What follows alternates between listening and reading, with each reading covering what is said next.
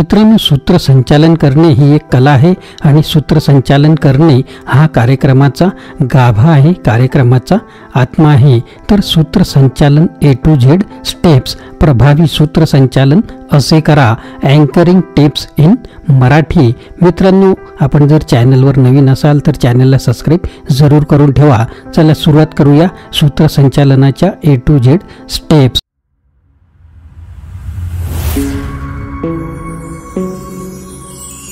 नमस्कार मित्रांनो, माझे नाव आनंद आहे आणि मराठी आनंद यूट्यूब चॅनलमध्ये आपणा सर्वांचे स्वागत आहे। तर मित्रांनो, आपल्याला काही स्टेप्स ह्या माहीत असणं आवश्यक आहे, जसे की कार्यक्रम पत्रिका, कार्यक्रम कोणता आहे, कोणत्या स्वरूपाचा आहे, ती कार्यक्रम पत्रिका आपल्याला पूर्णपणे माहिती पाहिजे।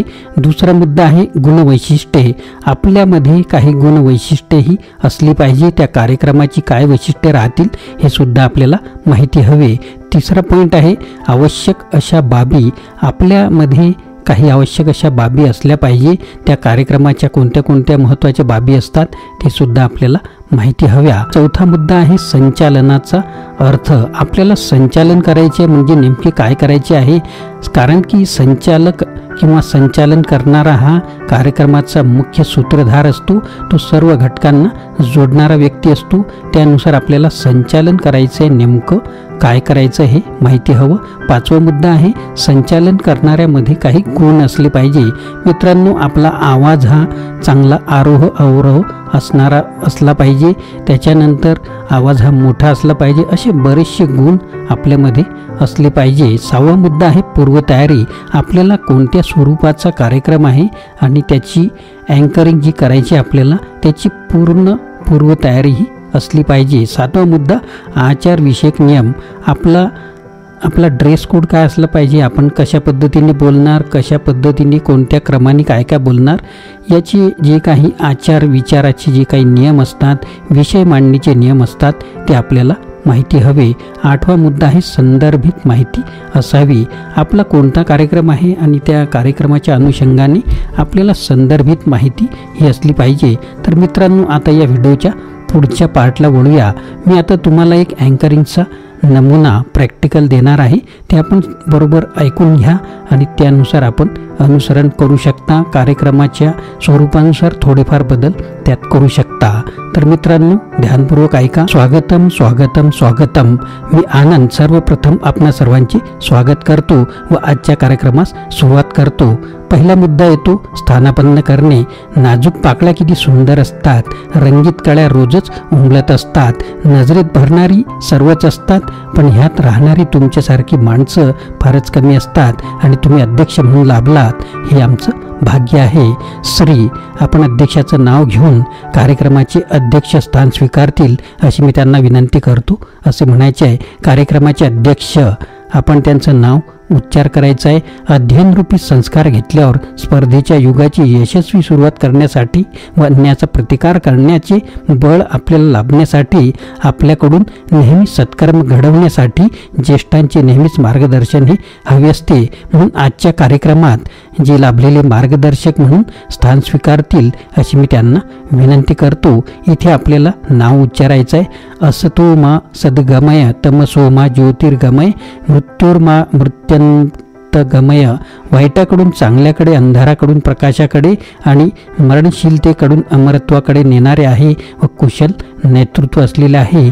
आजचे आपले प्रमुख पाहुणे, इथे आपण नाव घ्यायचं आहे, हे स्थान स्वीकारतील अशी मी त्यांना विनंती करतो। तसेच प्रमुख पाहुणे, इथे आपल्याला 1 2 जे कोणते पाहुणे असतील त्यांचं नाव घ्यायचं आहे। प्रत्येक पाहुण्यांसाठीची शब्दरचनेत इथे थोडाफार आपल्याला बदल करायचा आहे। या वेळेस कार्यक्रमाबद्दल आपल्याला त्याची थोडक्यात माहिती इथे या स्टेपमध्ये द्यायची आहे। सरस्वती पूजन ही नंतरची स्टेप असते। दीप प्रज्वलन, दीपपूजन संकल्पाकडून समृद्धीकडे मार्गक्रमण करणारे तेजोमय पर्व, प्रकाश पर्वातील आजचा मंगलदीप उजळणार, तो सरस्वती अंधार भेदून अग्नीला आलिंगन देऊन स्वतःला जाळून साऱ्या जगाला प्रकाश देणाऱ्या प्रत्येक दिव्याला माझे लक्ष प्रणाम। आजच्या कार्यक्रमाचे अध्यक्ष व प्रमुख पाहुणे म्हणून यांना मी विनंती करतो की त्यांनी सरस्वती पूजन व दीप प्रज्वलन करावे, पुन्हा पाहुण्यांना मंचावर बसण्यास विनंती करणे व विद्यार्थ्यांना सुद्धा बसण्यास विनंती करणे. नंतरची स्टेप राहते स्वागत. आयुष्य जरी एक दिवसाचे, काम त्याचे लाख मोलाचे, सुखदुःखात असतो सोबती, फुलांची ही थोर माहिती घेऊन शिकवण आपण फुलांकडून, सुख दुःख वाटू सर्व मिळून, आयुष्यात असेल आपल्याही सुगंध, दृढ होतील ऋणानुबंध. आजच्या पाहुण्यांचं स्वागत करणं आपल्यासाठी भाग्याची गोष्ट आहे. आजच्या कार्यक्रमाचे अध्यक्ष इथे आपण नाव घ्यायचं आहे, त्यांचे स्वागत आणि जो स्वागत करेल त्याचं नाव हे करतील अशी मी त्यांना विनंती करतो. आजच्या कार्यक्रमाचे प्रमुख पाहुणे इथे त्यांचं नाव घ्यायचं आहे, यांचे स्वागत, जो कोणी स्वागत करेल त्याचं नाव हे करतील अशी मी त्यांना विनंती करतो. तर इथे आपल्याला कोण, कार्यक्रमाचे अध्यक्ष कोण आहे, मार्गदर्शक कोण आहे आणि प्रमुख पाहुणे कोण आहेत, यांचं स्वागत कोण करेल याची यादी आपल्याकडे तयार असली पाहिजे. त्यानुसार आपल्याला इथे संचलनात त्याचा उपयोग करायचा आहे. यानंतरची स्टेप असते स्वागत गीत. अतिथी देवो भव म्हणून शब्द सुमनांनी स्वागत करण्यासाठी येत आहे. इथे स्वागत गीत कोण म्हणणार आहे त्या मुलांना मुलींना आपण नाव घेऊन बोलवायचं आहे. नंतरची स्टेप असते पाहुण्यांचा परिचय. सूर्य बोलत नाही, त्याचा प्रकाशच त्याचा परिचय देत असतो. उत्तम कर्म करत राहा, लोकच तुमचा परिचय देतील.